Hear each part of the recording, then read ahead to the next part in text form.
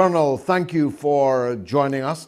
If you wouldn't mind summarizing the current state at the front in the war with Ukraine before we turn to the state of the war at the front in Europe and in the United States.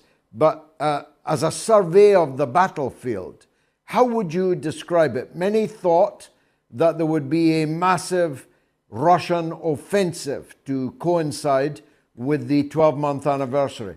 That does not, on the face of it, seem to have yet occurred. No, it hasn't. It doesn't mean that it won't, but I'm not sure that anniversary was ever as meaningful to the Russians as it turned out to be here in the West. I think that the situation is as follows, that you have southern Ukraine, which is largely under the control of the Russians. When I say largely, I think they now control the Donbass. They have annihilated most of the Ukrainian forces that were challenging their control of the Donbass. So this long-term economy of forced defense is gradually coming to an end. They have marshaled enormous forces in Belarusia, in Western Russia, and in southern Ukraine. When I say enormous, you're talking about 550,000 to 600,000, with another 100,000 behind that inside Russia itself. They have stockpiled enormous quantities of artillery ammunition because 75% of the casualties inflicted on the Ukrainians have been inflicted by artillery, missiles, rockets. The Ukrainians are now coming close to 200,000 dead and well over 300,000 wounded. The situation for the Ukrainians is dismal, to say the least. It's really very bad, which is one of the reasons that Mr. Zelensky very recently, in fact, within the last 24 hours, talked about American soldiers and British soldiers and others from Western Europe coming to fight in Ukraine, because he has no chance whatsoever of winning. And the only way he could win would be to draw us in. Fortunately, I don't see any evidence that that will happen to us in the United States. It looks that way also to me, but it begs a question I'd like to put to you. A caller just raised the question, Joe from New Jersey, in fact, made the point that we have been stumping up for NATO billions of dollars and pounds, mainly you, of course, in the United States, but we've all been stumping up an ever-increasing amount of money. Donald Trump, I remember, toured Europe and demanded that we pony up some extra for our own defense, and we did. Where did all that money go? How come NATO doesn't have any tanks, have any ammunition? They're all saying they can't give Ukraine any more. The German Defense Minister, Pistorius, just said that the German armed forces can no longer defend Germany. They better hope no one attacks them. Where did all the NATO money go if it did not go on military hardware? Well, that's an important question. It deserves a good answer. First of all, the European states, including yours, Great Britain, have dramatically scaled back the size of their forces, so that you have relatively few soldiers, sailors, airmen who are ready to fight. That's the first point in any of the European countries. By the way, we've done something very similar. Today, the United States Army has dropped down to about 450, 460,000. They're supposed to be at 485. And we don't think we could get more than 50,000 ready combat troops into the field at this point, which tells you something about the structure and organization of the force. It's not very good. We have all sorts of problems with our Navy, not just in shipbuilding, but also in ship maintenance. People are leaving the armed forces in droves because they're sick to death of the leftist woke agenda and what it means for them. So I don't think it's surprising that the forces aren't ready. The other point is that we've been pouring an enormous amount of money and hardware into Ukraine. Ukraine is the original black hole of corruption and deceit. It was billed as the most corrupt country in the world when we entered it. Now it is being transformed into this brilliant investment. It was always supposed to be a very corrupt place where people paid no attention to the rule of law. And overnight, it's become the pristine liberal democracy that everyone should run out and defend. The truth is obviously very different. In fact, I would argue that Ukraine is infinitely more authoritarian than Russia, and it's treating its own population with almost complete contempt. forcing women, boys, old men into uniform to try and make up for the tremendous losses they've sustained over the last several months. So to answer your question, none of this should surprise anybody. We've got lots of generals, lots of bands, lots of admirals, not many ships, and the money doesn't produce combat power, but it certainly maintains large numbers of comfortable headquarters in NATO. How brilliantly summarized. I'm almost speechless.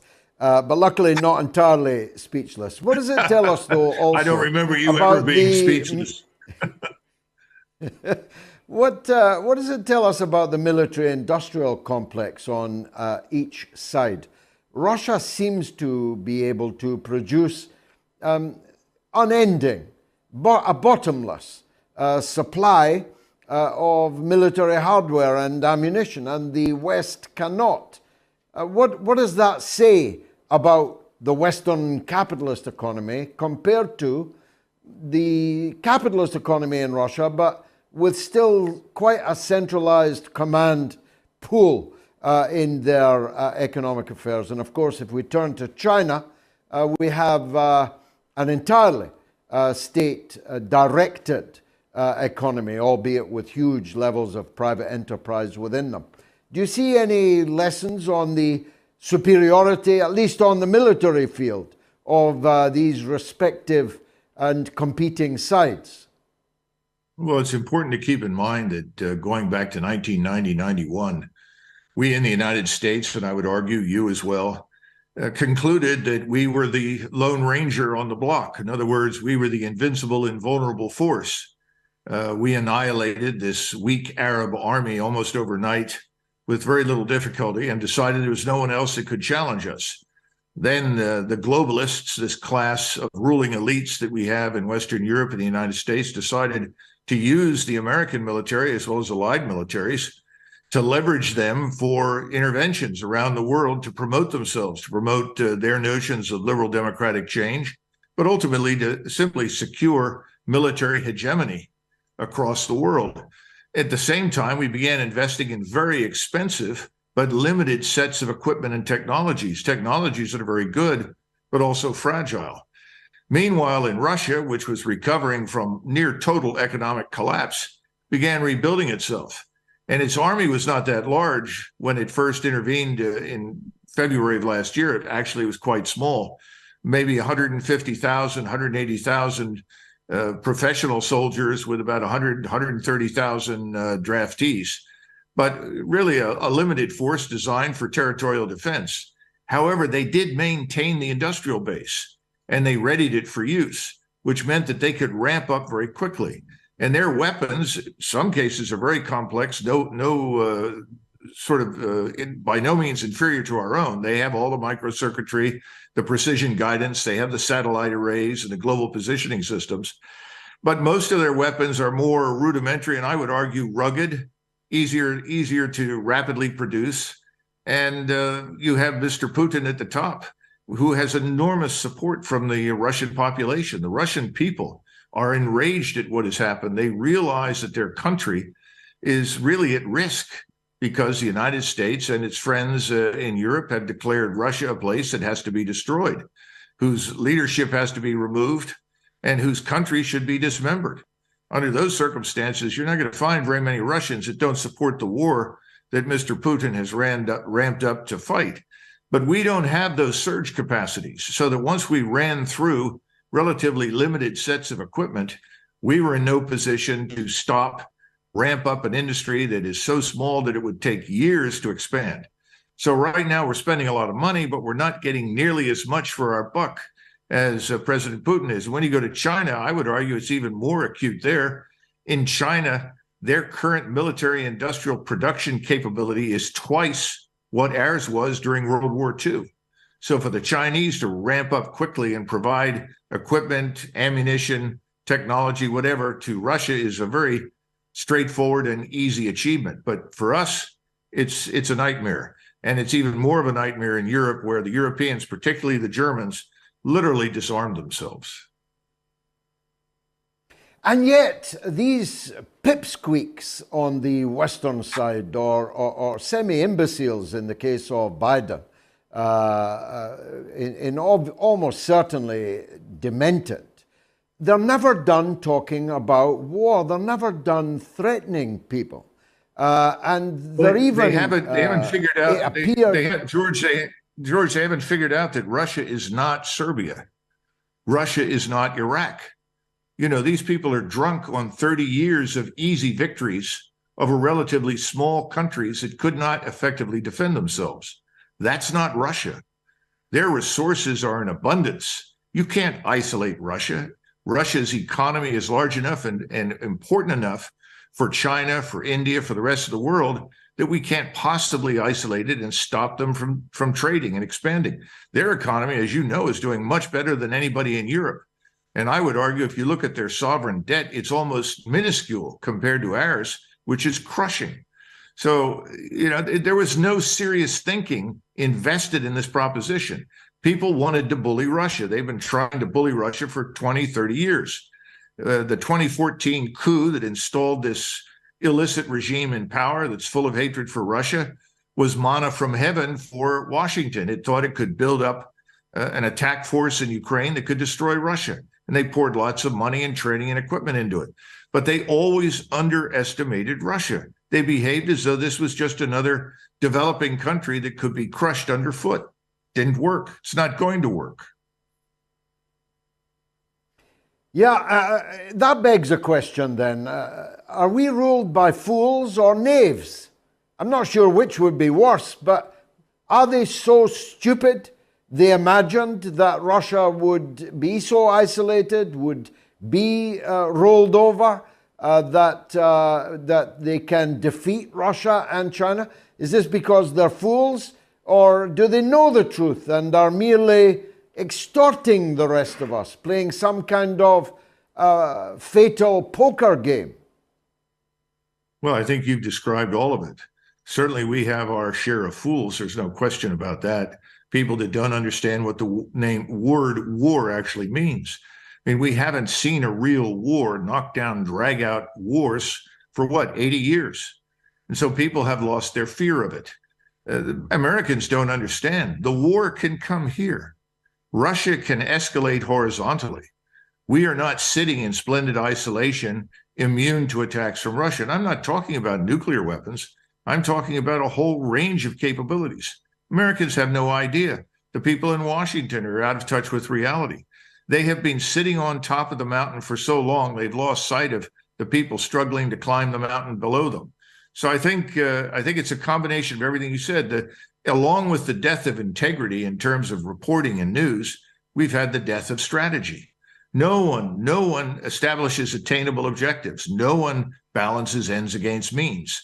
We launch impulsively in a direction and expect the whole world to follow. I think we're marching ourselves into oblivion, frankly. Many people watching this will be actually gasping and wishing that you yourself were in the White House. I do hope you'll consider that, Colonel. But lastly, you mentioned Putin. Well, I hope you think about that again. But the speech, two speeches that Putin gave last week began, I think, for the first time to cut through across the censorship, across the Iron Curtain, ironically, of censorship which Western companies, media houses, big tech, and so on have placed around the Russian side of the story in all of this. In those speeches, he posited what I'll call the civilizational issues involved here. And I thought that his arguments were extremely powerful. It is the case that in Russia, cultural values, social values are conservative with a small c, that religion is still a thing, that a decent, honest patriotism and respect for history is still a thing. And he posed against that what he called the degeneracy and the depravity even that seems to prevail in your society and in mine.